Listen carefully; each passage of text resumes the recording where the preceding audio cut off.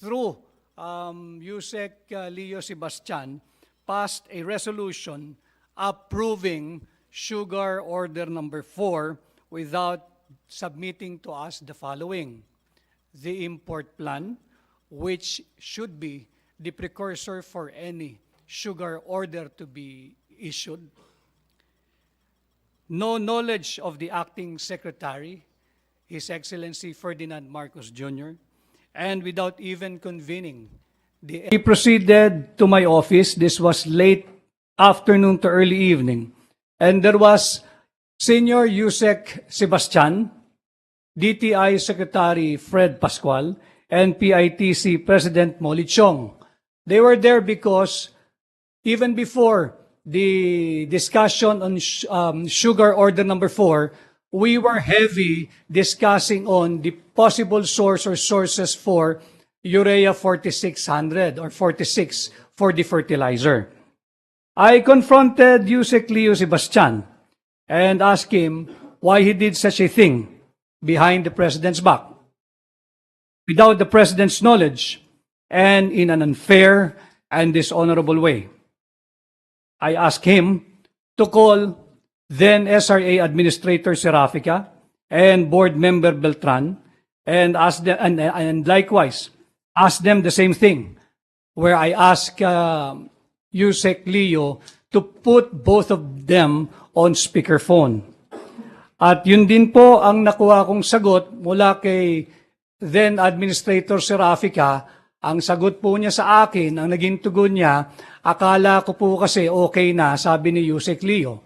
Ganon din ho yung sagot ni Board Member Beltran, at ganon din ang sagot ni Senior Yusek Leo Sebastian. On August 11, Thursday, I and the President had a meeting with the FIAP, or the Fertilizer Industry Association of the Philippines, regarding fertilizer. And also on the same day, arranged a meeting with the Philippine Chamber of Food Manufacturers Incorporated. And when I went back to my office, I had a visitor who came in unannounced and without any appointment, and he is none other than then Administrator Serafica, where he asked me if it's okay if he may submit his resignation to me. I told him, you just have to do what you think is right under the circumstance. And do not shift the burden on me or to us, because you didn't even give us the courtesy of asking whether we should pass the SO4 or not. And also on the same day, I received a letter from Senior Yusek Sebastian on his request to be relieved of his duties as COS and Senior Undersecretary. 12 August, Friday, it was the oath-taking of the newly designated BARM officials. And I had a chance to see the Senate President in Malacanang, and I took the opportunity to ask him if he is free after the oath-taking so I can discuss with him matters relating to the sugar industry. And he readily and graciously heeded my request. And it is also on this day, Your Honors, 12 August, Friday, that Senate President Zubiri was able to source sugar from industry, from the planters, from the industry producers. And I really begged in front of the good Senate President, if they can help the government, they can help the President, they can help the Filipino people, the consumers, if we can sell it at 80 pesos per kilo. And readily, the good Mr. Lance Gokongwei readily agreed, together with Victoria's Milling Corporation, as well as Lucio and Vincent Co. and SM Group of stores or groceries. On August 15, Monday, we had our meeting with the Philippine Chamber of Food Manufacturers Incorporated, again in Malacanang, and it was manifested by His Excellency President Marcos that it is his desire that we ensure sufficient supply and make their plants run in full capacity. Because during the meeting, we were told, Your Honors, that some of them, their plants are running only in its 40% capacity dahil wala na raw pong Butler grade refined sugar. And it was also on that meeting that the President instructed me to determine the balance and the type of sugar to be imported if and when we're going to pass sugar order soon. On 17 August, Wednesday, we met with a group of sugar planters and sugar producers. And 20 August, Saturday, we were able to finalize the plan to sell more or less 3 million kilos of sugar. And when I told the President that the pledges amounted to more or less 3 million kilos, ang sabi ho ng Pangulo, magkano natin ibibenta? Ang sabi ko sa kanya, Mr. President, nakumbinsi po natin sila na ibenta natin ng 80. Sabi niya, okay, ES, nakiusap ka na lang din naman, tanong mo, baka pwede pa nating pakiusapan ibenta ng 70. Para naman nang sa ganoon, hindi na mahirapan at mabawasan natin yung paghihirap ng ating mga kababayan dahil sa patuloy na pagtaas ng presyo ng asukal. At tumawag po ako kay Ginoong Go Kongwei, kay Ginoong Vincent Ko sa Victoria's Milling at ganun din po sa SM Stores. And readily they said, sige, tutulong na lang din kami. Pumayag po sila na ibenta ito ng 70. I told them, just take this as another form of private-public partnership. Tulungan natin hindi ang Pangulo, kundi yung ating mga overburdened na consumers. And kahapon po, August 22, Monday, His Excellency, President Ferdinand Marcos, administered the oath to the new SRA board. He also had his first meeting with the new board at ang mga naresolba po ay muli nilang pag-uusapan yung pagpasa po ng SO1, yung classification of sugar for the incoming crop year, at ang pagpasa po ng SO2 for the importation of more or less 150,000 metric tons of sugar. Ang hatian po dito, 75,000 metric tons for industrial at 75,000 metric tons for home consumption. Your Honors, these are the events that transpired as far as my knowledge and participation are concerned.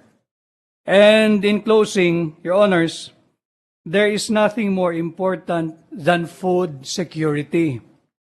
Its availability to the most ordinary Filipino and ensure food price stability to achieve our goal na walang Pilipinong nagugutom.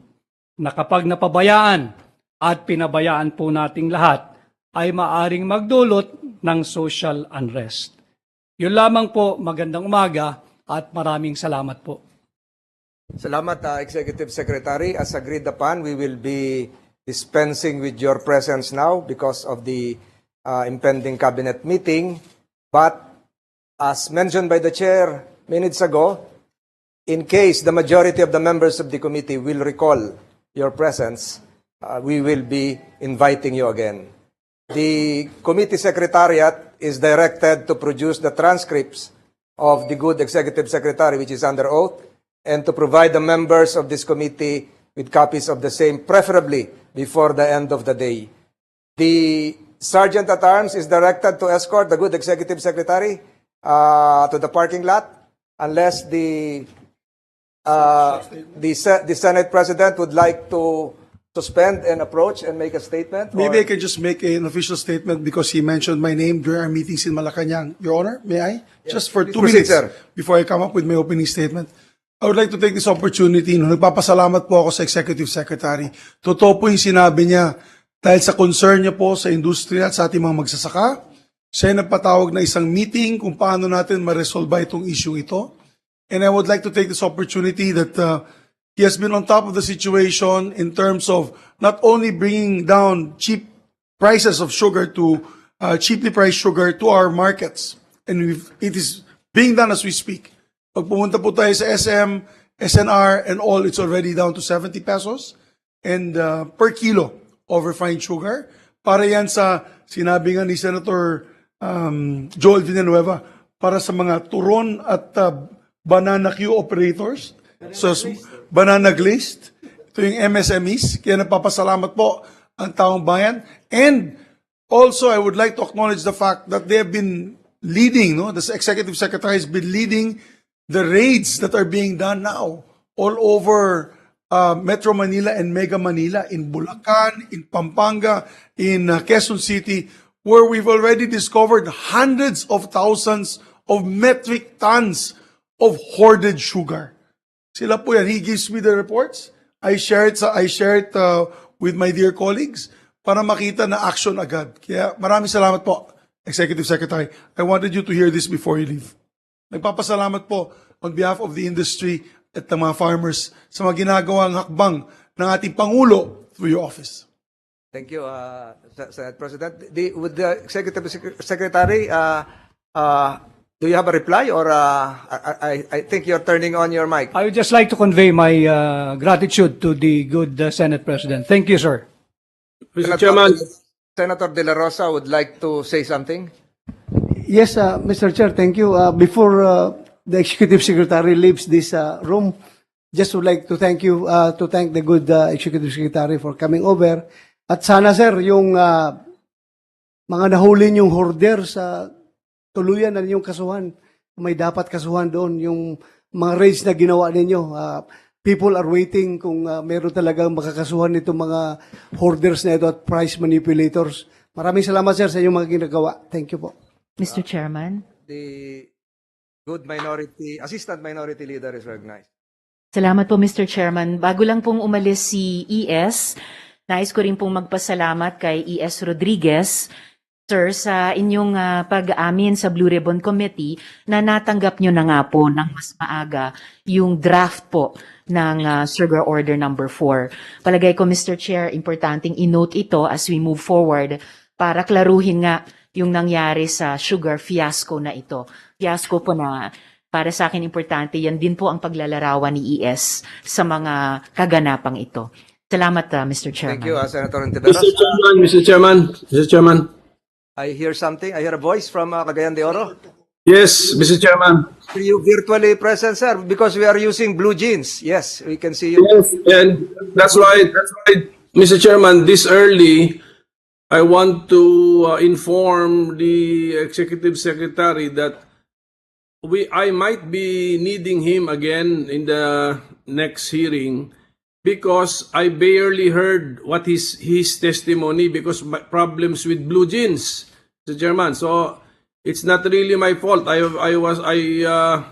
logged in early 9 or 9:02, but blue jeans kept on muting me and did not give me an image. So I barely heard the statement of the Executive Secretary, but I think he has to leave, so we will allow him to leave. But this early, I would like to make my manifestation that in the next hearing, I request the presence of the Executive Secretary.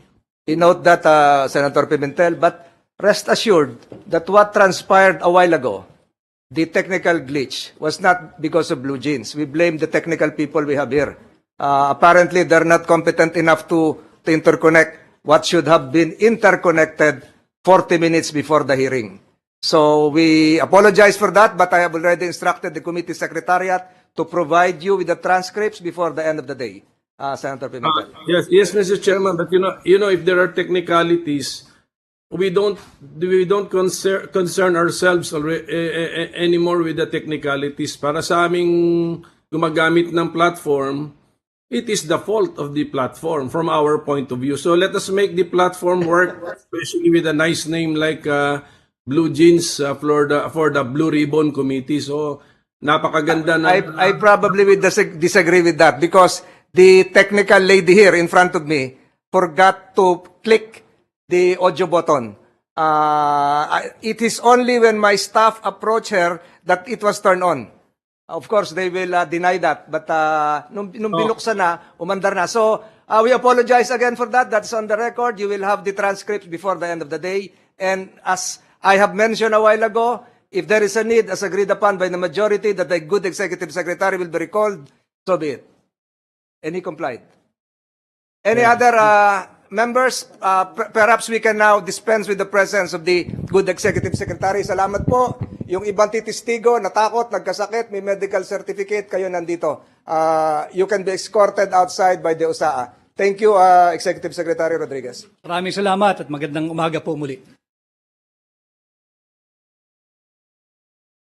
Hey, we now ask the good sponsor, the one who made the privilege speech, to make a statement. Thereafter, Senator Villar, the co-chair, will be having her opening statement. Thereafter, all senators will have 5 minutes to do the first round. The good Senate President is hereby recognized.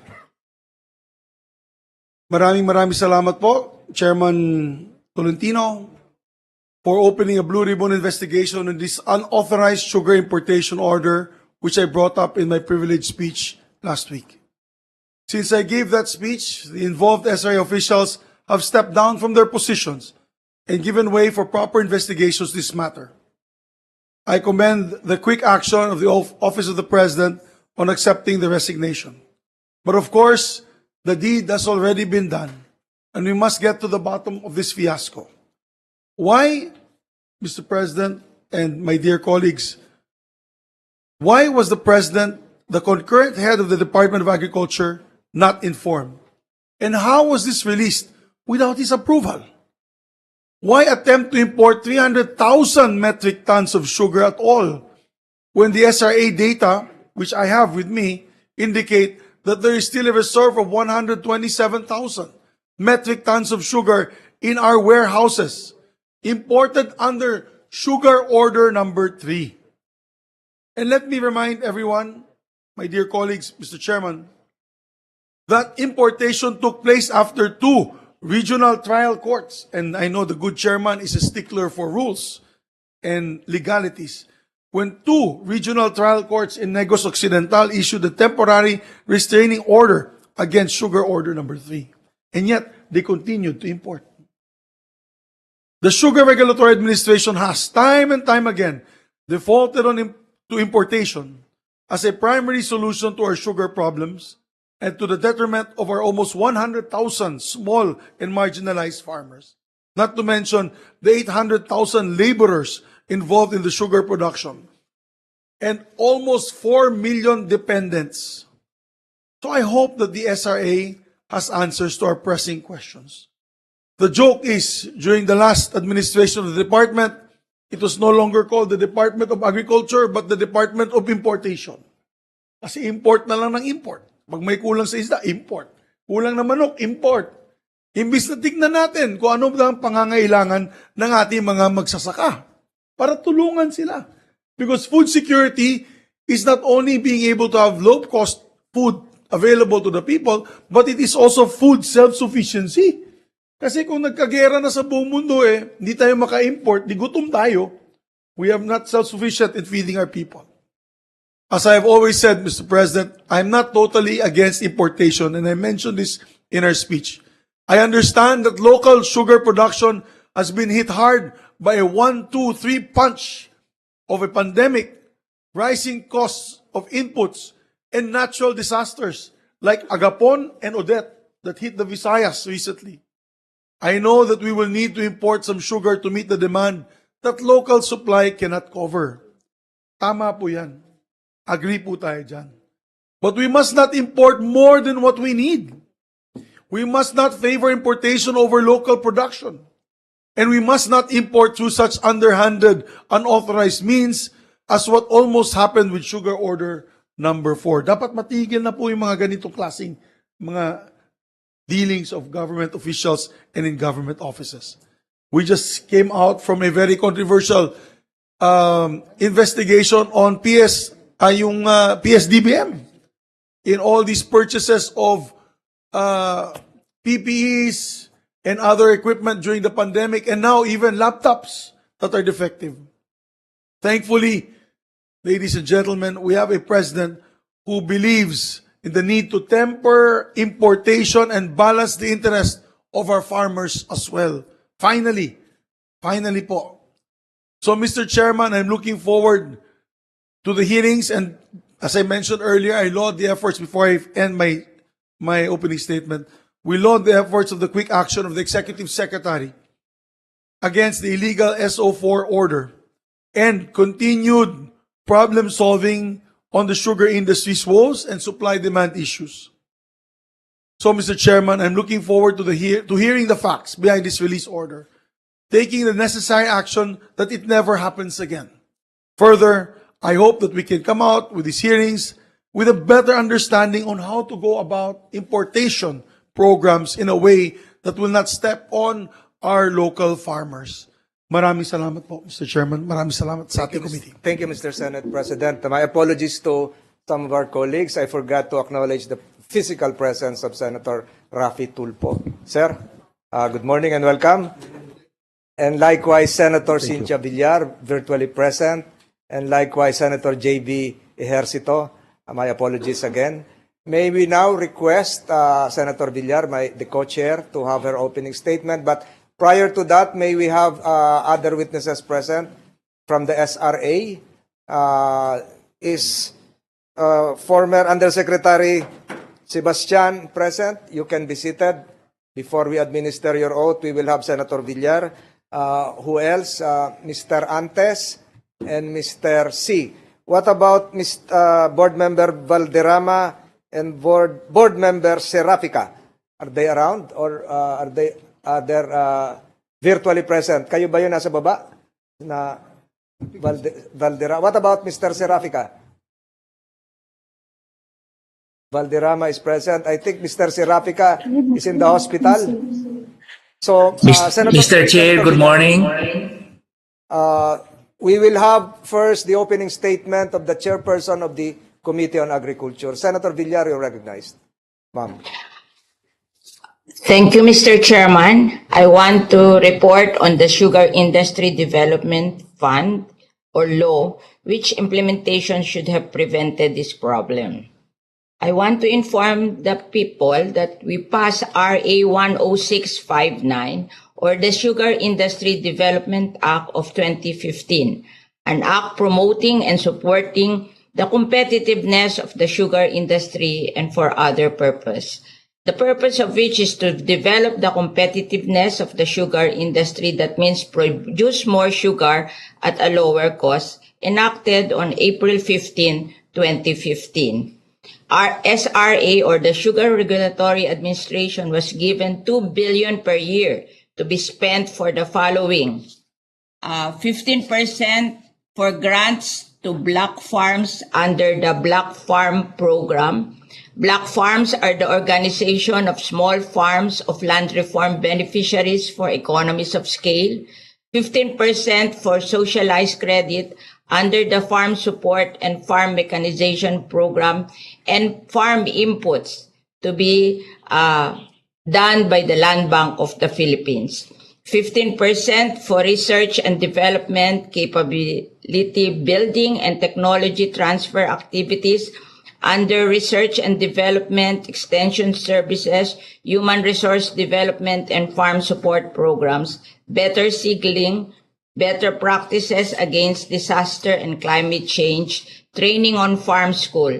I wish to inform you that as of today, since 2015, no single farm school for sugar was established. And 5% for scholarship grants to be provided to SUCs, to be provided by SUCs, ATI, and TESDA. And 50% for infrastructure support program, including farm-to-mill roads, irrigation, and ports. SRA failed to implement. The SRA budget was cut to 1.5 billion in 2017, 1 billion in 2018, and only 500 million in 2019. And I, as chairperson of the Committee on Agriculture and Food, led the Senate inquiry into the implementation of this Sugarcane Industry Development Act and raised alarm over the reduction of the SUIDA budget from 2 billion in 2016 to 500 million in 2019 due to the Sugar Regulatory Administration's failure to implement the law.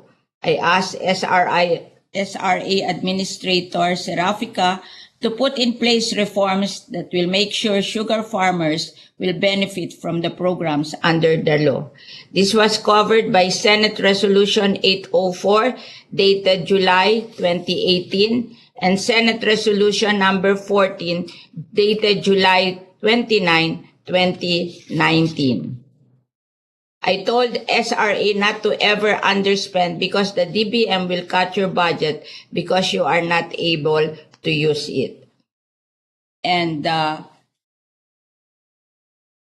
in the Sugar Regulatory Administration Annual Audit Report 2020 by COA, it was reported that out of the total fund transfer amounting to 547 million made by SRA to PITC for procurement of various equipment, only 245 million or 40% was utilized or liquidated as of December 31, 2020, leaving a balance of almost 300 million unspent.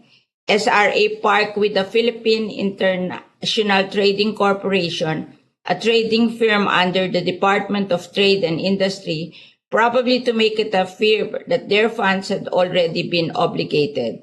The procurement transaction by PITC for SRA that has been delayed as long as 2 years. We know very well that we investigated PITC as the parking lot of budget which they don't intend to implement anyway. And so, from the time the MOA, anyway, so in addition to the SIDA law, the sugar industry can also benefit from ASEP. ASEP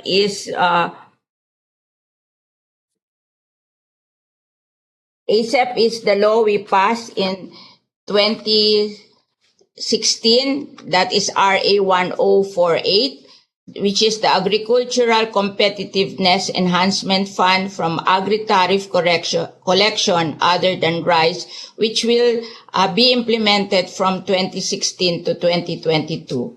Under the law, 80% will be implemented by Land Bank for loan to production, post-harvest, and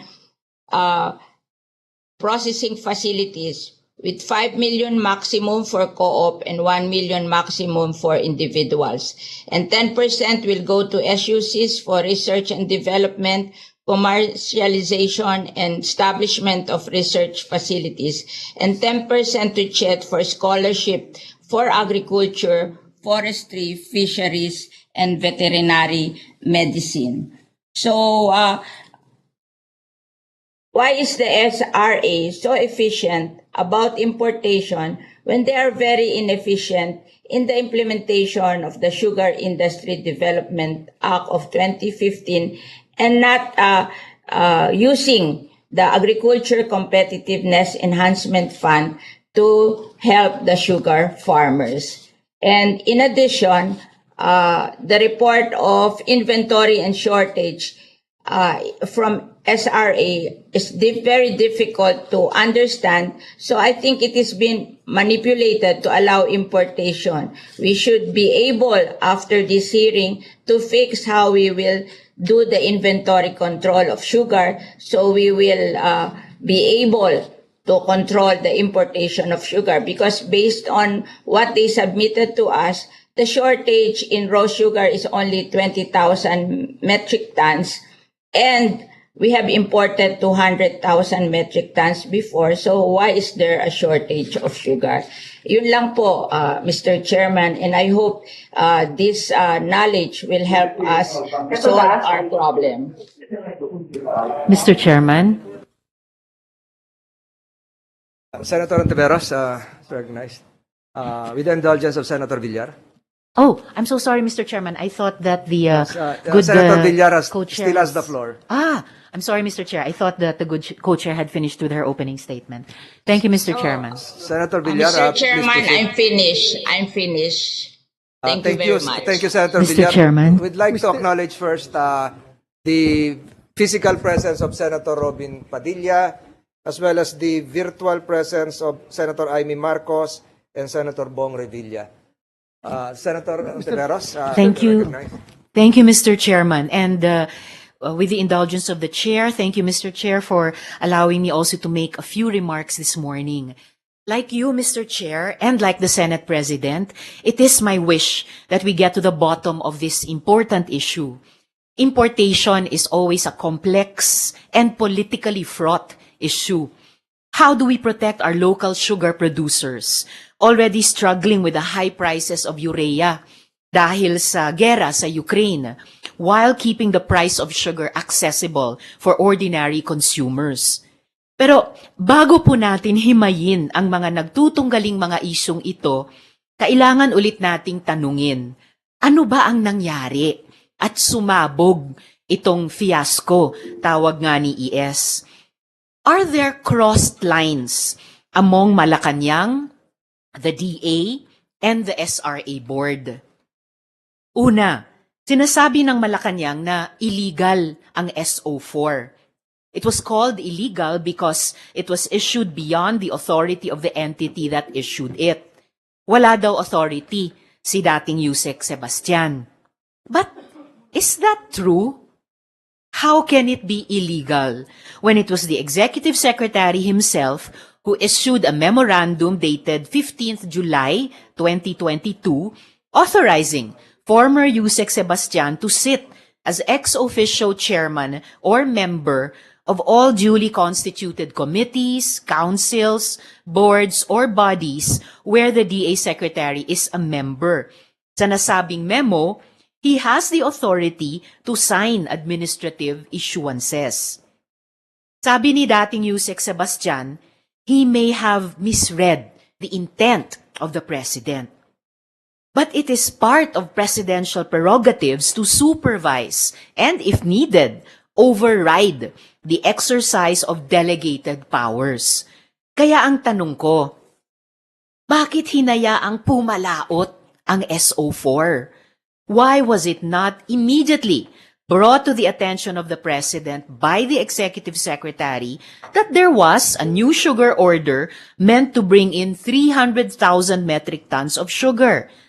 Nag-meeting na pala sila ng August 4, and the intent to import was already clear then. Sabi ni Sec. Trixie Angeles, wala daw alam si ES sa sugar order number 4. Ang sabi pa nila, nung nalaman daw ni ES yung SO4, pinagbigay alam nila sa Pangulo at di umano naggalit ang Pangulo. But a different version of events has surfaced in various news reports and citizen vlogs. As early as August 5, 2022, a draft of the sugar order number 4 was already submitted to former SRA Administrator Leo Sebastian. In the afternoon of August 5, the DA-OSEC already wrote to the ES and sent him the said draft. At ito yung inamin ni ES kanina. Sent him the said draft as well as a memorandum for the President. Ibig sabihin po, alam ni ES na may umiikot na draft order. An order that received support from stakeholders of the sugar industry. Did he mention this at all to his principal? Di ba dapat ang ES pinoprotektahan ang principal, ang Pangulo? Di ba dapat ang ES gatekeeper?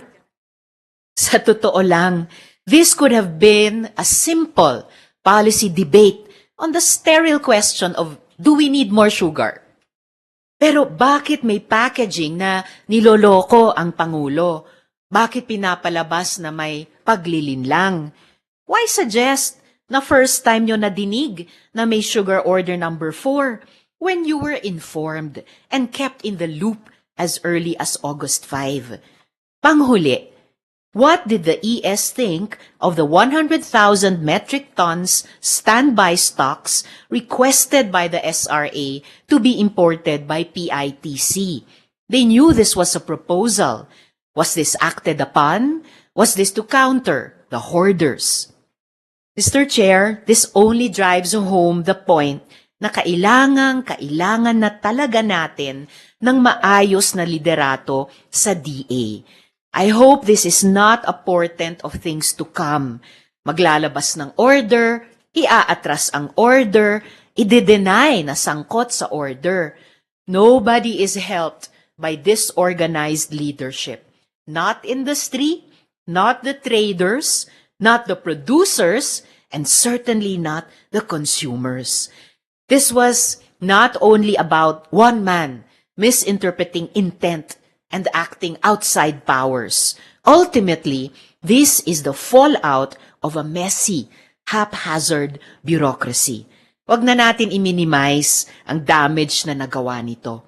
So, Mr. Chair, on that note, ang dami ko pong gustong tanungin kay ES, and while I do appreciate the fact that he faced the Blue Ribbon Committee, sa tingin ko po ay dapat pa nilang sagutin ang ilang mga nakabinbin pang katanungan. So joining with the manifestation earlier of the minority leader, I respectfully move, Mr. Chair, to recall the good ES to answer questions before this body. I so move, Mr. Chair. Salamat, Mr. Chair. Thank you, Senator Ontiveros, but I think we will have to decide that as a group and as laid down by the chair. The rules would be this. We thank the good senator. First, we will have the opening statement of the chair, the co-chair, and thereafter the members of the committee, if that is part of your opening statement, that has been placed on record. And to have an orderliness in these proceedings, we will have under oath the witnesses present here, and those physically present senators will be given the chance to ask questions. Thereafter, those virtually present will be given the chance to propound questions on a 5-minute time frame. For the second round, the same. Until after we have established all the necessary facts, which we will post in the screen in the succeeding hearings. For instance, if we have established the illegality of SO4, tapos na yon. Pasok naman tayo dun sa ibang issue. If we have established the unauthorized signatures made by Yusek Sebastian, tapos na yon. We will do away with cumulative evidence para mapabilis po tayo. So we, with all due respect to Senator Ontiveros, we will before the end of this proceedings today, we will decide on whether to recall the good executive secretary. As directed, the COMSEC should provide us before the end of the day the transcripts para mabasa na ng lahat. So para makita na yung pangangailangang sagutin ni executive secretary. If the good sponsor of that motion is willing, we will proceed ahead. Or is that motion still on the table? It is still on the table, Mr. Who Chair. is? Senator De La Rosa. Yeah, I second the motion of the Assistant Minority Leader, Mr. Chair. The motion is whether we should recall the executive secretary. In the Yes, next debate. Mr. Chair, on his available time. Second meeting. On May. the next meeting. On the next meeting. What about Senator Estrada?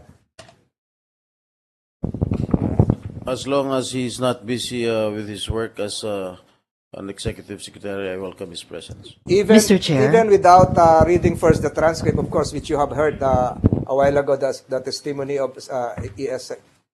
Rodriguez. What about... Point of order, Mr. Yes, Chair, if yes. I may. This representation made a motion. Yes. It was duly seconded Yes, by the Vice Chair of the chair Blue is Ribbon clarifying Committee. Thank you, before Mr. Chair. The matter as to the requirement that ES should be recalled. So, are there objections coming from the other senators? Duly seconded? The Senate President is in agreement? Without objection, the Blue Ribbon Committee will require the presence of the Executive Secretary during the next hearing. Thank you, Mr. Chair.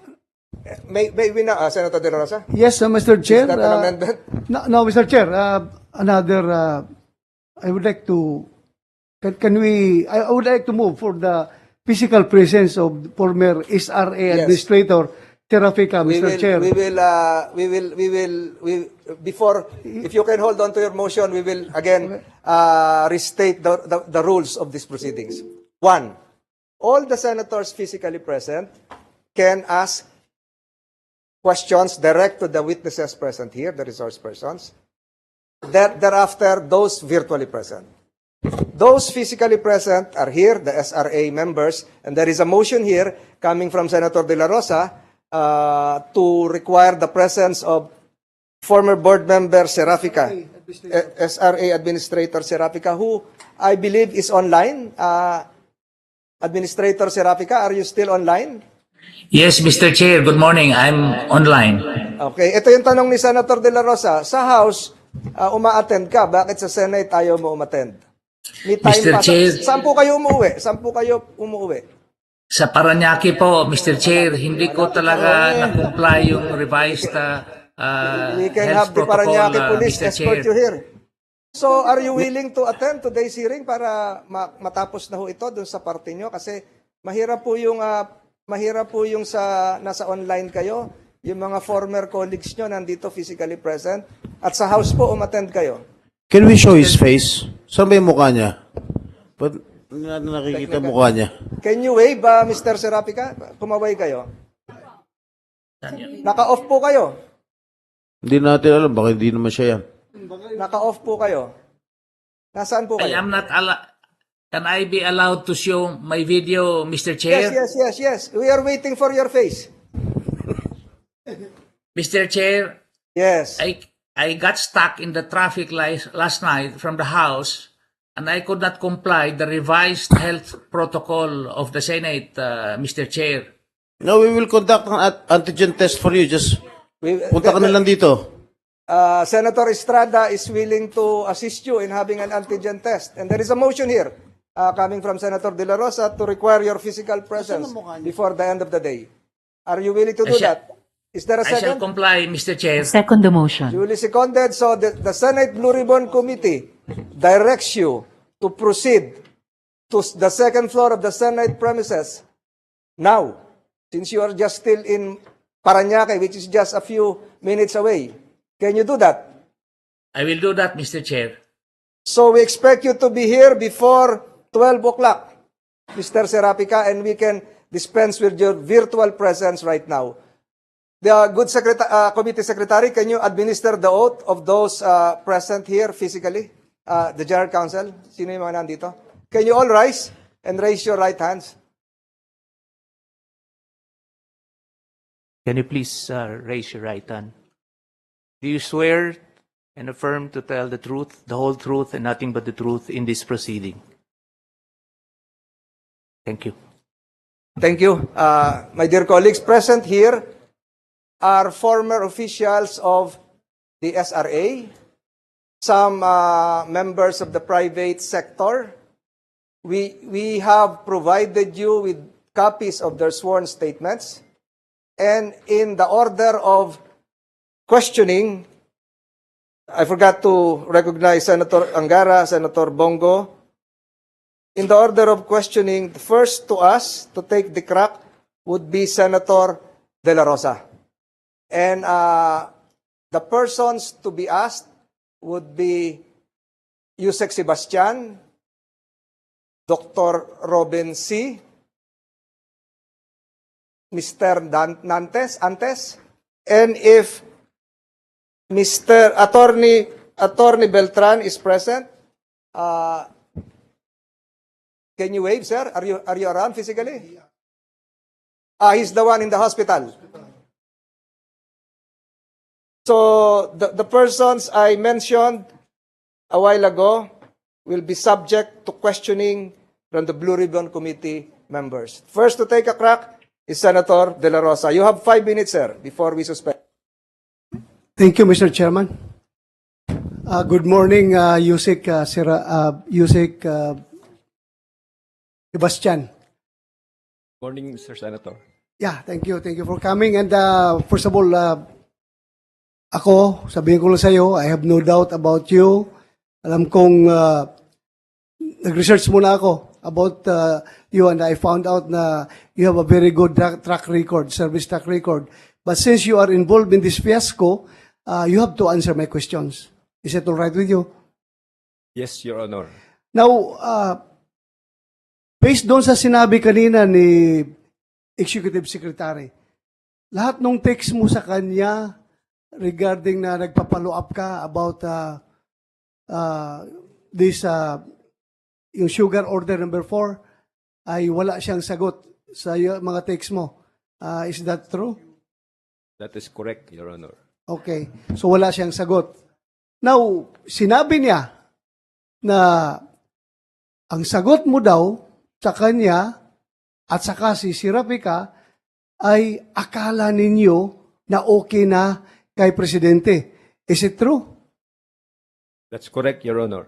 That's correct. Ilang taon ka na bang yusik dyan sa agriculture, Sir Sebastian?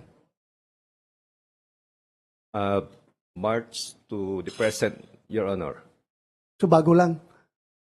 Yes, Your Honor. Okay. So, alam mo, sa amin, no, sa pulis at sa military, maraming namamatay sa maling akala.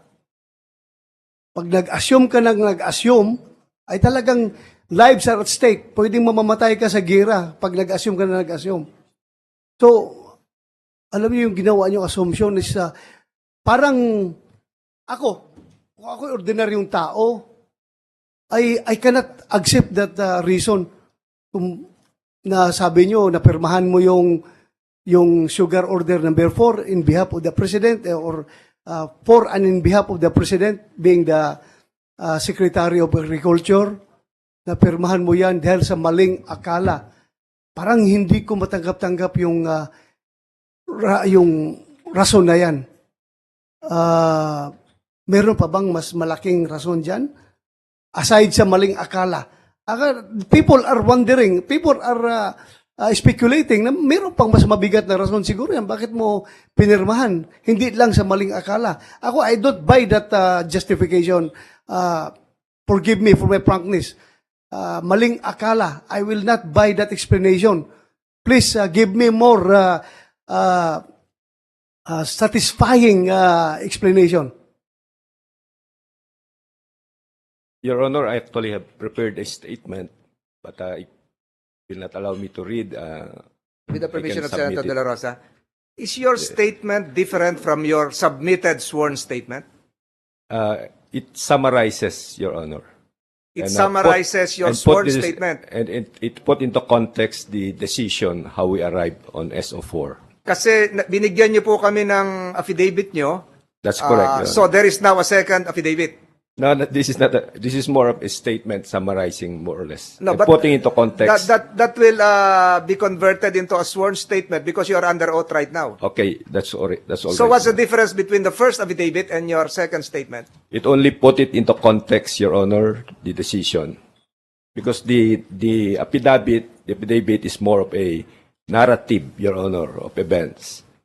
So it supplements. It supplements, Your Honor. Yes, Mr. Chair, but before he delivers And let his me- to opening answer- statement, I just would like to get an answer, Yes, Your instant answer from my question.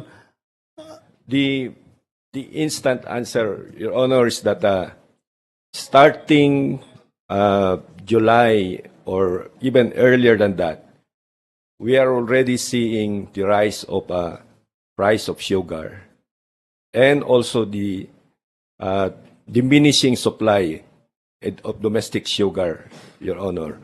And as an official of the Department of Agriculture, I am monitoring all these developments, and I'm very concerned that prices are going up. And just like in other commodities, prices are going up, and we in the department are being pressured also to do something, Your Honor. So we presented the briefer. We gave the President a briefer mid-July, Your Honor, already alerting of the diminishing supply of sugar and also the rising price of sugar, Your Honor. So SRA indicated in their data that we only have a supply of sugar of up to the end of August. So the private sector were also pushing for more supply of sugar. We have dialogue with them. We consulted the millers, the refiners, and the planters, and they were all unanimous in proposing that we go into 300,000 importation, Your Honor. So these are all documented. The sugar order was not decided in one day. It went through a process of consultation and discussion with many stakeholders. We base it on data, Your Honor. And that the pressure to come up with to supplement the supply, local supply, was really there, Your Honor. So if you can imagine, Your Honor, you're given the authority. I was given the authority under a memorandum last July 15, 2022, which put me in a bind, Your Honor, because if I don't act, I could be reprimanded or something like that. But if I also act, that's also the risk, Your Honor. So I decided that based on that authority and having briefed the President on August 1, during our meeting in Malacanang, as indicated by the Honorable Executive Secretary, and also coming from feedback from the meeting of the Executive Secretary with Administrator Sarapica, Board Member Valderrama, and also the President on August 4, wherein Administrator Sarapica was directed by the President to submit a sugar order, a sugar importation program, which he communicated to me, Your Honor, on August 5, which the Executive Secretary also admitted that it was sent to him directly by Administrator Sarapica, and which I also communicated through memorandum to the President, and then with subsequent follow-up, but getting no reply, and considering the urgency of the situation on sugar, which we now feel, Your Honor, because you see, Your Honor, even if we approve sugar order number 4, now it will take us at least 1 month before the supply will arrive at the earliest, Your Honor. So all those situations, Your Honor. Yusek, I think you're now lecturing Senator De La Rosa. Ang tinatanong lang niya, yes or no, and then thereafter you proceed with your supplemental affidavit. Para ano tayo, concise. Maliligaw tayo nito, maliligaw tayo. Yes, I would like to restate my question, Yusek, no? Sabi mo, authorize ka, pumirma. Therefore, kina-counter mo yung... but before I ipagpatuloy ko yun, I would like to express my appreciation sa yung ginawa that you voluntarily resign from your post. That was a very gentlemanly act coming from you. But just to get to the bottom of this, please answer my question.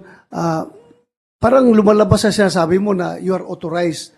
Therefore, you are contradicting the statement of Malacanang that sugar order number 4 is illegal. You are not authorized to sign according to them?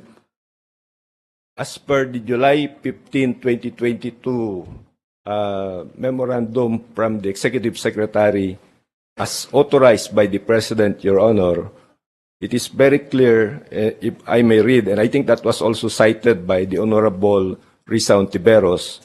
Yusek, no need for that. We have copies of that. That has been all over. Yes or no yung tanong, and then thereafter yung supplemental affidavit mo na meron kang gustong i-clarify. That is the basis of my signing, Your Honor. So you mean to say you have the authority to sign sugar order number 4? Yes or no? With good conscience, Your Honor, that was my basis in signing. Yes, Your Honor. Yes. I think, Senator De La Rosa, your 5 minutes is now 10 minutes. Senator Estrada will... I think my 5 minutes, Your Honor, was, Mr. Chairman, is for questioning, not including the answer. The answer was very long. Can I be given... you are arguing with me, Senator. sorry, I will. Sorry, Mr. Chairman. I will, I just would like to yield to Senator Jingo Estrada. Yes, thank you. Just a follow-up question in relation to the kind of questioning of Senator De La Rosa.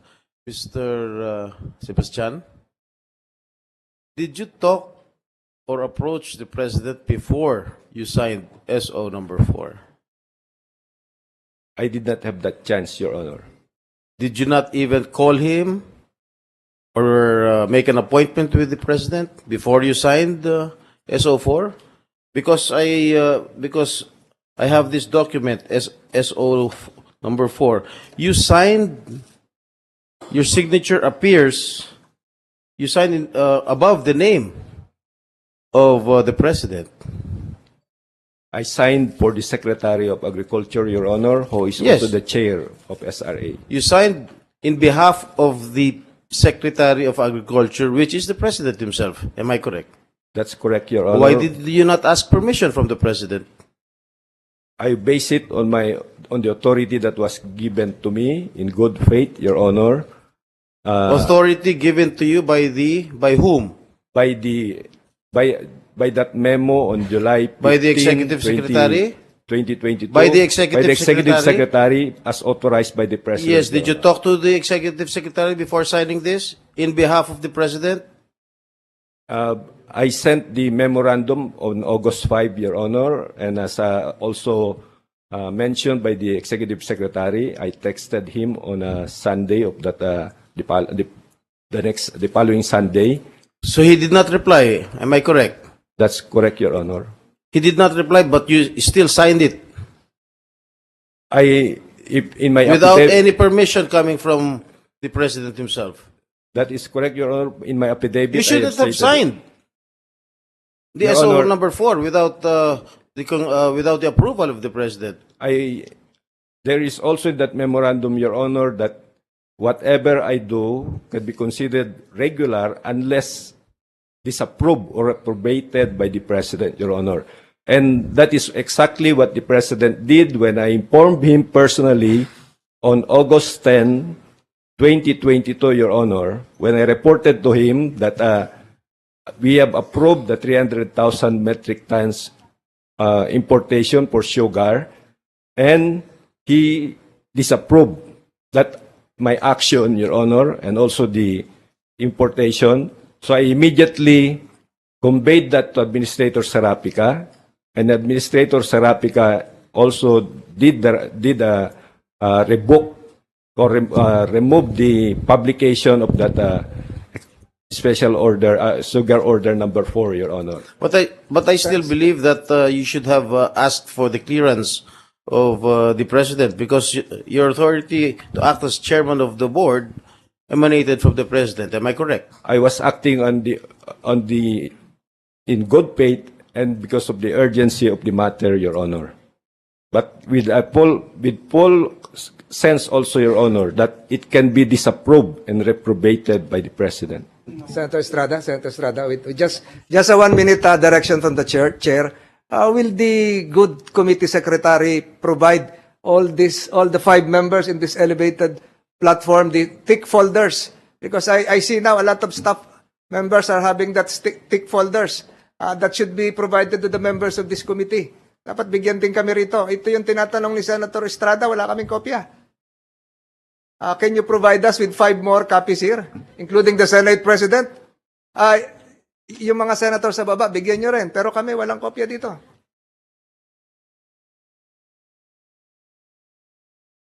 Senator Estrada, you still have the floor. I'm done, Mr. Chair. Thank you, Senator Estrada. So, Mr. Chair? Yes, I will again reiterate the firing order. After Senator De La Rosa, the Senate President will be propounding a few questions directed to Yusek Sebastian. Thereafter, it's the turn of Senator Estrada. Tapos na si not yet. That was just an interjection. And then we go to Senator Tulfo, and then Senator Robin Padilla, and the minority leader. Will that suffice the impending query of Senator Hontiveros, or Mr. Chair, when will this representation be able to propound questions? after the Senate President? That's the second Thank you, round that Mr. I Chair. mentioned. So ulitin ko po, Senator De La Rosa, are you done? So may we recognize now the Senate President? Maraming salamat po, our dear Chairperson, Senator Tolentino.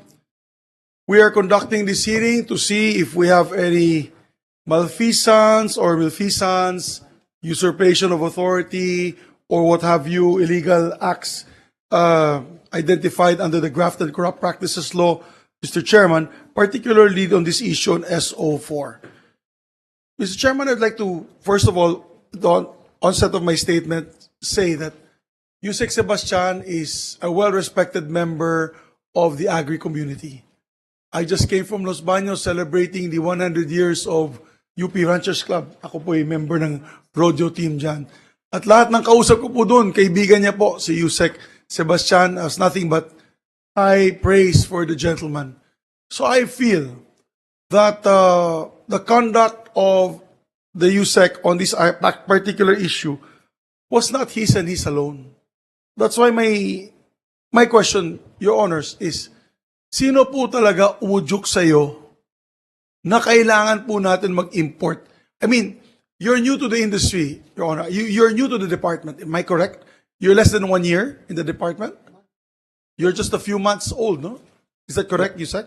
Your Honor, I've been with the Department of Agriculture. You remember, Your Honor, I was Executive Director of the Philippine Rice Research Institute, and you visited one time Okay, your rice. because I only have 5 minutes before my chairman might I just cut me off. rejoined. You are the Senate President. You have the I rejoined in 2021, Your Honor, the government service after working abroad, Your Honor. Yes, so you're not a newcomer when it comes to helping the agri sector.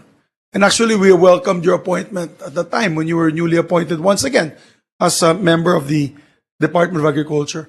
However, Your Honor, you're new to the industry. I believe you're more of a livestock, poultry, Rice, Your and Honor. rice. Rice. That's correct. So you're new to the sugar industry. So there must have been external factors to convince you to import this or to sign sugar importation order. Was it the administrator, his co-administrator, his members of the board, who somebody had to convince you? You cannot just sign the order without them showing you the data, particularly on the lack of sugar supply. Am I correct in saying that it was the administrator and the board, or who in the board convinced you about this sugar order number 4? Your Honor, you mentioned that I work in the agriculture sector and the R&D specifically, and I'm very, for me, Your Honor, data is very important for me in making decision. So I studied the data that was presented to me by SRA. We also did our own data analysis in the Department of Agriculture, and it convinced me, Your Honor, because I always make my decision also based on those things, that there is really a big problem when it comes to the supply of sugar, that we have to act or do something, Your Honor. Okay, So- Yusek, you're saying that you're utilizing the data. I have with me here this document coming from the SRA insiders themselves. The data is very clear. I do not know if they hid this from you. I do not know if you're familiar. The data is very clear. Under the former sugar order number 3, which they allowed the importation of 200,000 metric tons, there is still a balance of almost 126,000 metric tons that have not been released. This is as of August 12, that have not been released yet.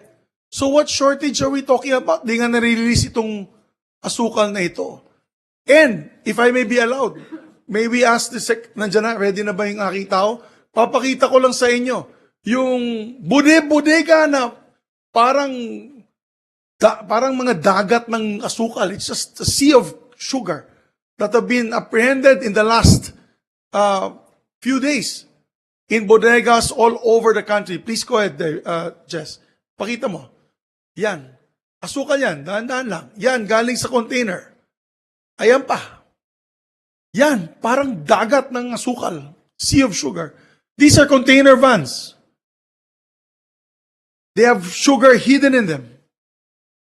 Ayan, Sec. That's not made up. I'm not making this up. That was from the BOC. ISAP. The last few days.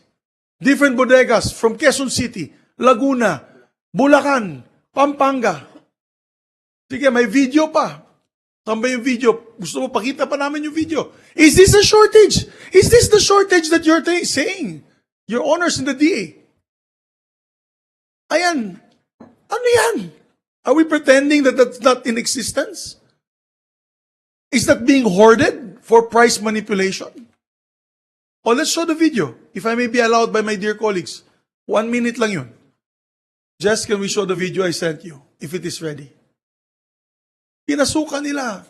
Meron pang Mr. Chairman, meron pang mga makina na ililipat nila from imported sugar to locally manufactured sugar para to escape the taxes. Importation taxes, pati yung VAT payment ng VAT, kasi syempre yung local sugar, may preferential treatment yun. VAT exempt. Diyos ko po. Your honors. So you're talking about data, Your Honor. This is the data I have from the SRA. Meron pang asukal na naiwan sa bodega. Meron pang parating na almost 30,000 metric tons. Tapos meron tayong laman sa bodega, Yusek. How can you explain that? So what shortage are we talking about? That's why I'm saying, Yusek, no, I'm giving you the benefit of the doubt. Kasi nga, you're new to the industry. I am asking you now, sino talaga ang nag-push sa'yo, nagsabi sa'yo, Yusek, we need to do this? Was it the butlers? Was it the stakeholders? Was it one of those individuals in the SRA? Was it a particular importer? Or was it just your own decision? Because I can't believe it was just your own decision, Your Honor, because again, you're a stickler for data. I have the data right here, which contradicts what you said. I have the pictures of the toneladang 100+ thousand metric tons of sugar in the bodegas. So, what is it, Yusek? Your Honor, you mentioned we have 123,000 metric tons. Our monthly consumption for raw sugar, Your Honor, is 170,000 metric tons per month. And approximately 85,000 metric tons per month for refined sugar, Your Honor. So 123 can last for how many days, Your Honor? And based from the data that we have, SRA and DA, Your Honor, we will need about 212,000, we will have a deficit of 212,000 metric tons for raw sugar, Your Honor, even if the milling has started in September and October. It is only in November that we will be able to produce enough raw sugar to meet our demand. For refined sugar, Your Honor, we have a deficit including, for example, including the SO number 3, Your Honor, because of the demand that we have a deficit of about 319,000 metric tons, Your Honor, up to December, because we don't produce enough refined sugar. So, Your Honor, if you see those data, it is very compelling, Your Honor, that, and if you look at the prices, Your Honor, prices do not just go up because of hoarding. There is hoarding when there is a tight supply, Your Honor. And there is smuggling also, Your Honor, if there is a Your tight Honor, supply, Your Honor. Mr. Chairman, precisely the hoarding is the price manipulation. You're saying there's a tight supply, but we have supply. Yan ang mahirap sa DA po. I'm with due respect to my dear friends in the DA. With due respect, I'm an agriculturist by education and by profession. Kaya mahal ko kayo. Pero parang business as usual, hindi na wawala yung hoarding. Frustration po namin ni Senator Villar, wala pong nakakasuhan pa sa illegal smuggling at hoarding. Hanggang na yun, wala naman tayo nakikita. Pero yan, nakita na po natin. They're shouting supply. Release that sugar. Hindi naman yan gumagalaw eh. Now, my point, Your Honor, according to the industry, because I'm also part of the industry. Bukidnon is the second largest, by the way, Your Honor, Bukidnon is the second largest producer of sugar next to Negros Occidental. So maraming apektadong magsasaka pag bumagsak ang presyo ng asukal dahil sa sobrang importation. Kaya, ang sabi ng mga stakeholders, and we visited the President the other day, complete po yan, Unifed, Panay Fed, Luzon Fed, they were all there, the federations, that if there will be a need to import, you're only looking at less than 150,000, 100 to 150,000. Why? Nag-umpisa na po ang Negros Occidental ng milling. So mangyayari, pagpasok nito ng October ng 300,000 metric tons as your plan under SO4, nagkamiling na, nagkaletse-letse na dahil meron na tayong local production, meron na tayong napakaraming imported rice at sugar from Thailand. Bagsak na bagsak ang presyo. Ang kawawa dyan ang mga magsasaka. I believe you were misinformed on the amount because I was told that they were not, the stakeholders were not informed.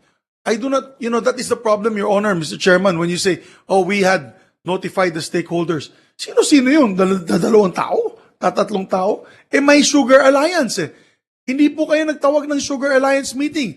And correct me if I'm wrong, the deputy administrators were not consulted about SO4, SO number 4, until it was signed, until it was prepared and pushed. Are the deputy administrators here? There. Can you please come to the with the permission, of course, of our chairman, and please confirm that you were not informed about SO number 4, deputy With administrators. the indulgence of Senate President, may we inquire from the committee secretary if the gentleman approaching the middle area has been sworn and not yet? Attorney, can you administer the oath? Yes, Your Honor. Deputy Administrator. Please proceed. Can you please raise your right hand, sir? Do you swear and affirm to tell the truth, the whole truth, and nothing but the truth in this proceeding? Yes, sir. Yes, I do. Thank you. Please be seated. Mr. Senate President, you may proceed. Thank you, and thank you for allowing me to extend my time, Your Honor. This is very important, as I have pertinent details of what had transpired, and I'd like to share it with this committee. While awaiting SRA Administrator Serafika, we will just like to put on record and ask the deputy administrators. I was told by insiders that you were not informed about this plan on SO4, Sugar Order number 4, until after it was consummated, which is not part of protocol.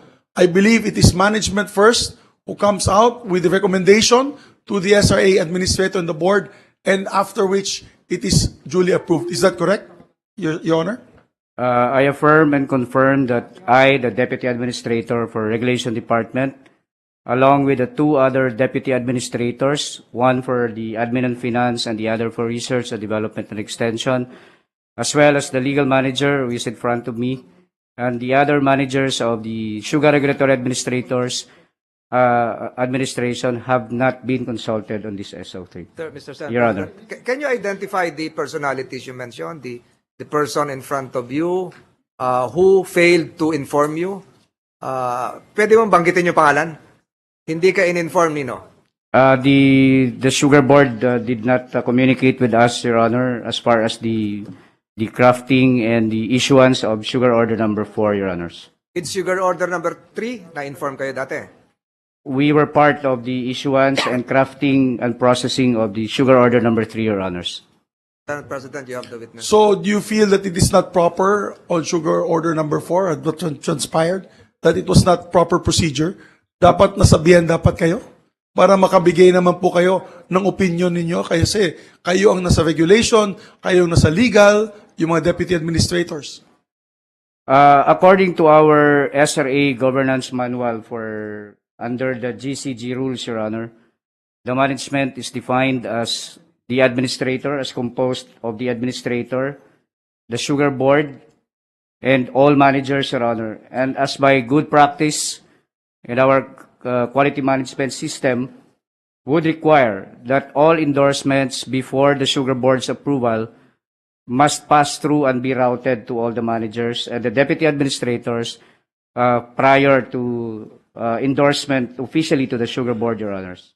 So you confirm this is not proper protocol. This is not in accordance with our rules, therefore it's not proper protocol, Your Honor. Nagulat po kayo nung nangyari po ito? Ano ang sentimento ng ating mga deputy administrators at the time? Well, all of us we were not surprised that there was a brewing, a brewing attempt to, efforts to have an SO4, but we did not know about it officially, Your Honors. Madam President, if Yes, I may please, add another Your Honor. question. Can I have your name again? Medyo malayo kasi. Attorney Guillermo Tejeda III, Your Honor. Are you aware of any board resolution? Are you aware of any management action authorizing a certain administrator, Serafica, to act for and in behalf of the board? We are not aware, and I am not personally aware of that, Your Honor. Sebastian, meron bang management action na pwedeng kumilos mag-isa si Mr. Serafica on behalf of the board? Mr. Sebastian. Administrator Serapica acting on behalf of the board? No, Your Honor. So walang ganon. To my knowledge, Your Honor, there's no such thing. Paano mamaya kung mapatunayan kung meron ganon? I'm not aware of that, Your Honor. I'm new to the board also. You see, I was only designated July 15, 2022, Your Honor. So Give me some time and I will provide the contrary. Go ahead, Mr. President. Yes, Mr. President, my dear Chairperson, I would just withhold further questions until former SRA Administrator Serafica arrives, because my questions will be, of course, asked and propounded to him. And I think I'd just like to thank the Deputy Administrators for your candor and truthfulness in the issue. And also to Yusek Sebastian. Yusek, marami kang kaibigan sa agriculture industry. First of all, I salute you for taking responsibility and resigning right away with your irrevocable resignation. Pero sana, let's clear this mess up. We come to the bottom of all of this and come up with the truth on who really pushed for this, which organization, which group, which individual, and if there's a violation of law with this SO number 4. Sayang lang po, I would have hoped that, we had practiced better judgment at we could have used you in the department. But nevertheless, without fear or favor, this committee has to find out the truth. So yun lang po, Mr. Chairman, I'll just wait the arrival of former SRA Administrator Serafica. Thank you, Mr. Senate President. And for the record and for the information of my other colleagues here, present here physically are representatives coming from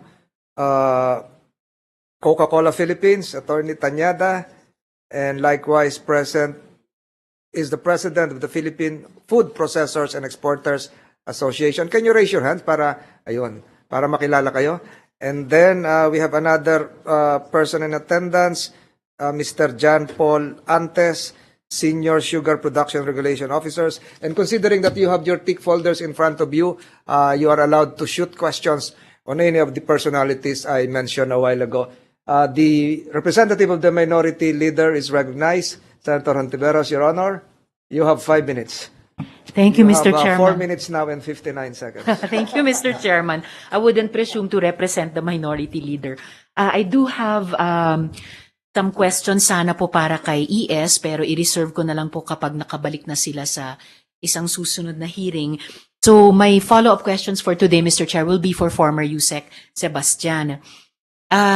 Yusek, nung pong pulong nung August 4, 2022, nung binanggit yung panukala na mag-import ng 300,000 metric tons, ano po yung sinabi or sinagot ni ES?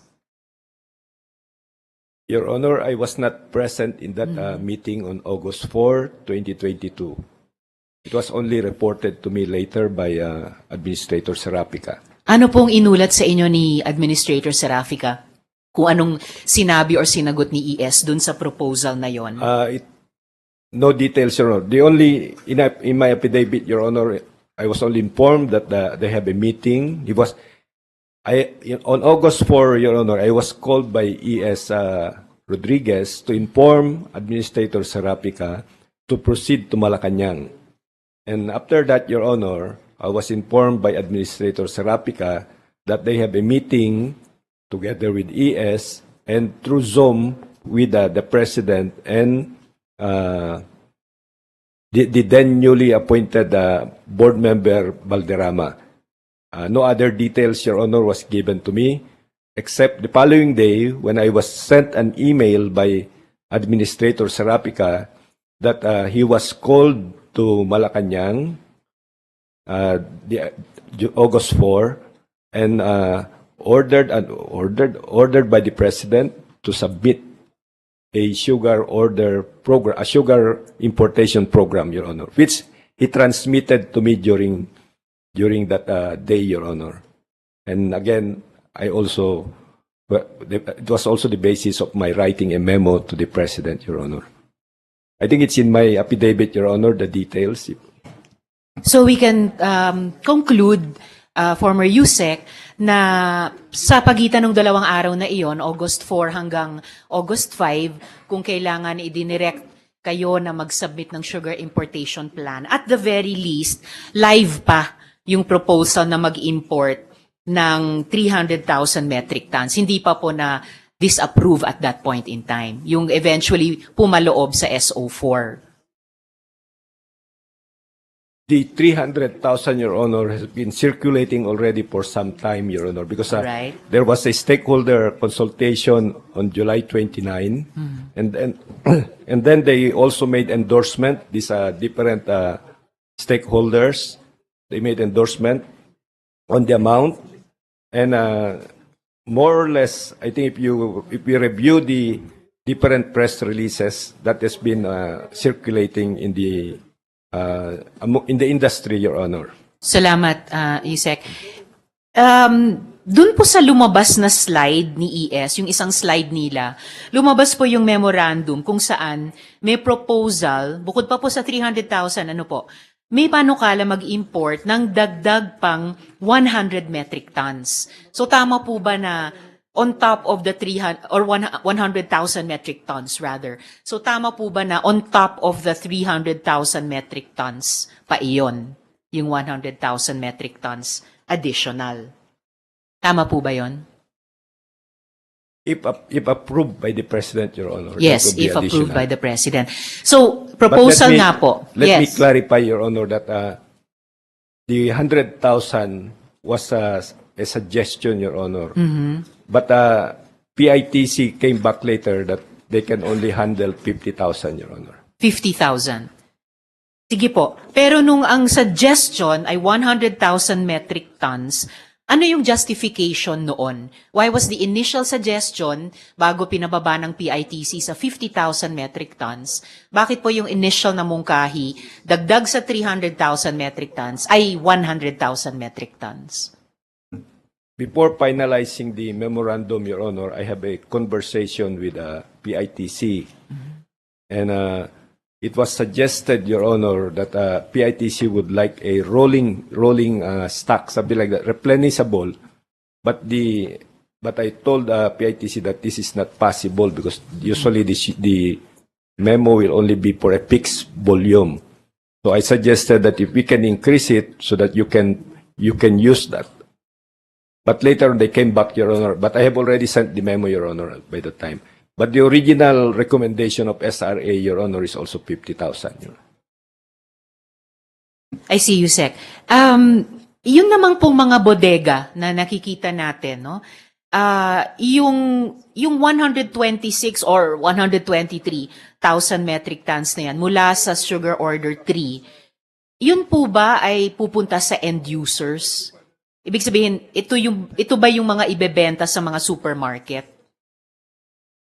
I don't have good knowledge of SO number 3, Your Honor, but from what I know, it's more for industrial users, Your Honor. I see. And okay, so hindi ito yung mapupunta sa end users. Hindi po ito yung mabibili namin sa mga supermarket. Are you gesturing USEC for Yeah. another resource person to answer? Yes, Your I'll Honor. ask I think Mr. Deputy Chair? Administrator Tijada, I think, has more knowledge on sugar order number 3, Your Mr. Honor. Chair? Thank you, Mr. Chair. You can answer, Deputy Administrator. Yes, sir. Well, Your Honor, the 200,000 metric tons under sugar order number 3 is exclusively for the industrial users. All of the 200,000, Your Honor, metric tons. So, pati po yung nakikita pa natin, Deputy Administrator, pati po yung nakikita natin sa mga bodega hanggang ngayon, yung 123 or 126,000 metric tons under SO3, industrial po ito, bound for industrial use. Subject to verification, Madam. First off, in Subic, the 7,000 metric tons inspected and intercepted by the Bureau of Customs were already cleared by the Office of the Deputy Administrator on behalf of the SRA that it is covered by pertinent clearance for release of imported goods. Those intercepted in Batangas were also covered. We already cleared that it is also covered by SO3 clearance. We are still verifying if those raided in Manila, the 3 warehouses, were part of SO3, but what we can confirm are that the owners of these 3 warehouses are registered under sugar order number 3. That in Pampanga, the raided warehouse, we already confirmed that it is not owned by an international trader nor a participant of SO3, and the warehouse is not also registered with SRA, which is a violation of our existing rules. And that in Pampanga, in Bulacan, the 49,000 or so, subject to verification by the Bureau of Customs, is locally sourced as per our initial investigation. And the owner is not a trader. The owner is also not a participant, therefore, of SO3. And the warehouse is also not registered with the SRA. Salamat, Deputy Administrator. So, yung sa Batangas po, ilang libong metro tonelada yon? Yes, Your Honor. As per my conversation this morning with our licensing and monitoring division of SRA, in Batangas would only be accounting for some 200,000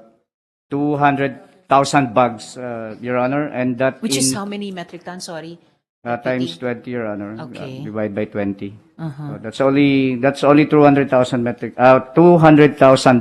Bags. 50 kilo bag. That in Pampanga would only number around less than 200 imported sugar, but subject to verification. Less than 200,000 bags? No, in Pampanga, Your Honor, it's only 200 bags. 200 bags. Hindi ako ganun kabilis mag-multiply. Pero out of yung tinatanong ko pong 123,000 metric tons, yung 200,000, ano ba yun? Yung 7,000 metric tons sa Subic, sabi nyo, verified na for industrial yon under SO3. Tama po? Yes. And then, yes po. And then, meron pa kayong 200,000 bags for verification sa Batangas. Meron kayo sa Manila, hindi nyo binigay yung amount. May 200 bags lamang sa Pampanga na not under SO3. May 49,000 bags sa Bulacan na hindi rin under SO3. So we can surmise na dun sa 123,000 metric tons na posibleng meron doon na bound for end users through the supermarkets, pero meron ding mula doon na for industrial use. Tama po ba? Yes po, ma'am. What we can confirm is that all those verified to be under SO3 cannot be sold to the local market because SO3 mandates that it's only dedicated to the industrial users. Yes. If I may po, just an update. With the indulgence of Senator Risa, Yes, Mr. Chair. You have less than 30 seconds to go. We recognize the arrival of Senator Amy Marcos. Please proceed for you can answer the last question, Yusek. Thank you, Mr. Chair. And then I have a brief manifestation after the Deputy Administrator. Yes, sir. Unless the former Yusek Sebastian, Mr. Chair, would like to make a closing answer to my questions thus far. What was the question? Well, Sebastian, with the indulgence of Senator Risa, we have Yes, a Mr. copy Chair. of your affidavit Yes, Your dated Honor. today, August 22. Kanina lang bang umaga yan? 21, Your Honor. 22. 22 ka nag-out dun sa notaryo. So, saan ka nakakita ng notaryo kanina bago pumunta Hindi. rito? O, pinost date na lang, dahil linggo. Oh, Your Honor. I think it was submitted yesterday, Your Honor. Okay. Mr. Chair, since the USEC would not wish to reply to my last questions, then I'll just make a final manifestation dito po sa line of questioning ko. So far, dahil nga po yung karamihan ng mga tanong ko ay para sana kay ES. Sa susunod na hearing na itatakda ng chair, kung kailan nila imbitahin si ES, magtatanong po ako tungkol sa SRA not being the agency with inspection and visitorial powers to pursue smugglers and hoarders. Pangalawa po, mga tanong tungkol sa parang kulang na kulang ang intel ng Malacanang sa mga isinagawang raids. Pangatlo, doing a fast forward, ano yung magiging epekto nitong aktual na epekto nitong mga raids sa presyo ng asukal kung talagang maibababa sa at least 70 pesos per kilo at kung paano kung may mahanap na smuggled at hino-hoard pero konti lang pala, again, anong overall na impact nito sa presyo. And lastly, Mr. Chair, on yung epekto nitong lahat sa ating mga sugar planters, lalo na po yung mga maliliit. Binalita po kasi ng isang mayor sa ANC na 13 sa 26 na barangay nila ay tumigil na sa pagtatanim ng tubo. Nag-shift na po sa palay. So, one thing so far, at least to this representation, Mr. Chair, is clear, while we certainly need to have cheap sugar, it should not be at the expense of our farmers. I reiterate my call na bigyan ng agarang ayuda ang magsasaka. Lalo pa sumirit pataas ang presyo ng urea. So our producers need all the help they can get, all sizes of producers, Mr. Chair, at lalong-lalo na po yung mga maliliit. So for now, Mr. Chair, I will suspend Thank you, my Senator Aldebaran. questioning. Thank Salamat you. po, Mr. Chair. Next to propound a question or questions would be Senator Estrada. Thereafter, it will be the turn of Senator Rafi Tulfo. And after the questioning of Senator Tulfo, we will suspend. This committee will suspend for 10 minutes to give way to pave the way for the reorganization of the Commission on Appointments. Thereafter, we will be reconvening, hopefully with the presence of former Administrator Seraphica. So in the meantime, you can have your lunch break during that interim period. Senator Estrada, you're recognized for your 5 minutes. Mr. Chairman, Senator Revilla here. Senator Villa, you have an interjection? Yes. Yeah, just one question. When will be my turn? Aabot pa ba o wala na? Aabot po yan. Aabot po yan. Tatapusin lang namin yung physically present and then kayo na po yung unless Senator Estrada would like to give way to have you ask questions now. No. Go ahead. No problem. Senator Revilla, I will give you 3 minutes of my time. I'm just going to ask one or two Just wait questions. for my turn. Thank you very much, Senator Estrada. Kundi, bukas ka pa. Gentlemen. Senator Estrada, you have the floor. Thank you, Mr. Chair. Mr. Sebastian, if I ask you direct questions, can you can you answer me directly? Yes, Your Honor. Okay, this is answerable by yes or no. Was there really a shortage of sugar? Yes, Your Honor. What data or formula were used to arrive at the 300 metric tons allocation? We have the computation, Your Honor, but to come up with 300,000, there was also a stakeholder consultation because if you look at the total deficit, Your Honor, it's actually bigger, but you cannot import all of that, otherwise we will have oversupply, Your Honor. The Senate President has shown videos and photos of the warehouses of sugar here in Metro Manila and in the provinces. Hindi pa ba sapat yun? Your Honor, as I have mentioned a while ago, we need about 170,000 metric tons, Your Honor. 170,000 metric tons of raw sugar every month and 85,000 metric tons of refined sugar every month, Your Honor. Every month. Every month. So if you have 123,000, or let's just make it 186,000 metric tons that arrive under SO3, that can only last for how many months, Your Honor? And that is the one that was imported is for industrial use, not for home consumption, Your Honor. So in sugar order number 3, was this already implemented? Yung importation? Your Honor, if I may, it is implemented and it is ongoing, in fact, Your Honor. Excuse me? It is ongoing. Ongoing. Yes, Your Honor. Okay, Mr. Sebastian, you haven't answered the question of the Senate President. Sino ba nag-udyok sa inyo? Pumirma? Or did you decide on your own? Your Honor, there was as I've been emphasizing, there was an urgency of the situation that we are How having. can there be an urgency if you have seen the photos and the videos of the warehouses?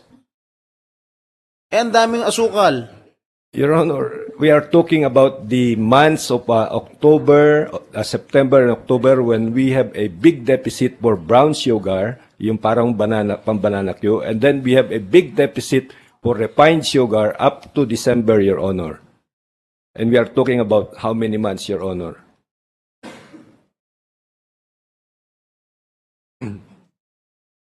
In sugar order number 4, section 2, why do you allow the assignment of sugar allocation from one qualified applicant to another?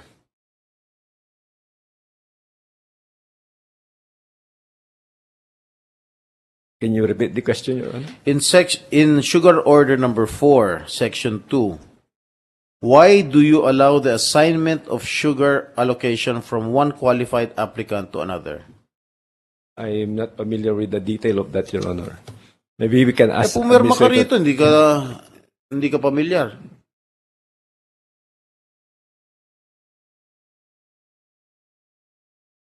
Do you have a copy of the order that you signed?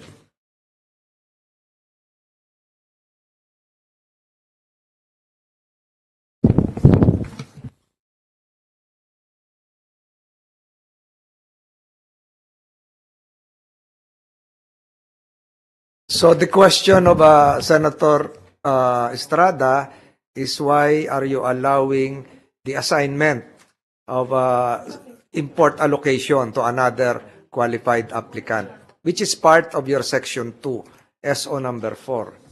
And try to recall if it is likewise part of SO number 3. You have lawyers here. I think the SRA legal department is here. Di ba makatulong sa'yo?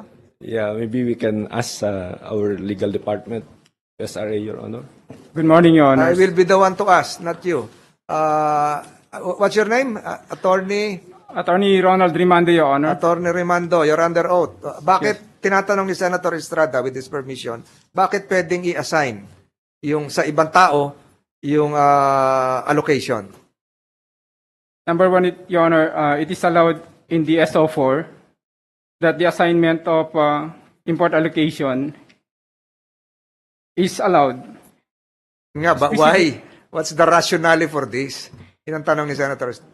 If say the would-be importer, for whatever reasons, could not do the importation, then he may assign the allocation to another qualified Member of the participant, Your cartel.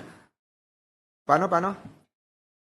The assignment is allowed, Your Honor, if the assignee is another qualified, is a qualified trader, Your Honor. Don't you think that is prone to abuses? I don't think so, Your Honor, because it will still pass through the SRA, Your Honor. The papers and other requirements will pass through the SRA.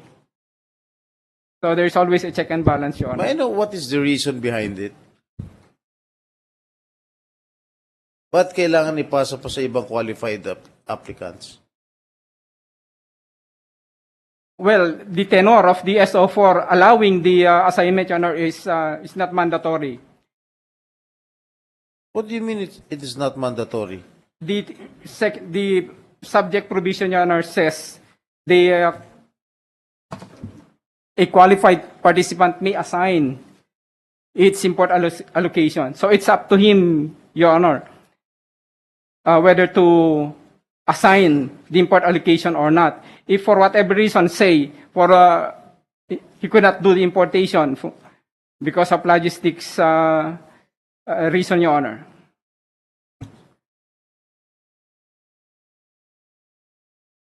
So, ang tanong ni Senator Estrada, at yun din, attorney, anong dahilan nito? Kasi tinitingnan ko yung SO number 3. Parang hindi ko nakikita sa SO number 3 yung assign.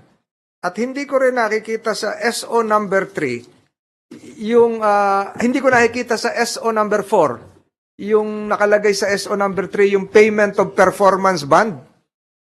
Meron sa SO3, wala sa SO4. So, bakit may mga pagkakaibang ganito? Magkakaiba ba yung shortage? Yun siguro ang gist ng tanong ni Senator Estrada.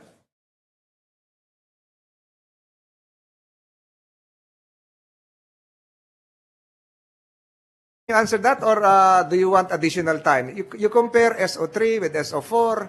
I'm sure you've been with the legal department for quite long period of time and you've been preparing this. So, tanong niya, bakit allowable yung assignment? Yung dinagdag kong tanong, was it also part of SO3? Meaning to say, has this been part of a tradition, a long-standing practice? Tinanong ko rin, why was performance bond not present in SO4 when it is present in SO3? So, if you need more time to answer, the committee will give you time to recollect and refresh your memory. Unless Senator Estrada has further questions. I can answer it now, Your Honors. Well, the performance bond is present in the SO3, while in the SO4, in being assailed, Your Honor, is not present.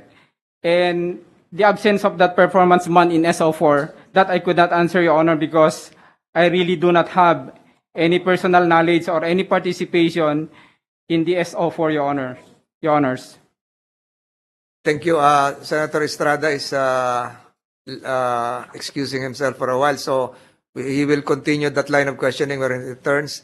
So we can now have Senator Rafi Tulfo before we suspend. Senator Tulfo, you're recognized. You have your 5 minutes. Thank you, Mr. Chair. From where I'm sitting, I can see very clearly that Yusek Sebastian is very stressed out. And I don't want to add further to his anxiety by asking hard questions just like my colleagues did. So, is it possible, Mr. Chair, if there are people from the Bureau of Customs who are around, and I would rather direct my questions to them, because I don't want them to get off the hook, because the Senate President a while ago did say na wala pa rin nakakasuhan sa smuggling ng sugar. So therefore, gusto ko magbato ng katanungan sa kanila tungkol doon sa sinabi ni SP. Are there That's a relevant question, Senator Tulfo. May we ask the committee secretariat, are there resource persons from the Bureau of Customs now?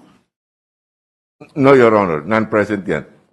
Okay. Were they invited? No. I mean, they can be invited to the next hearing, Your Honor, but they're not present today.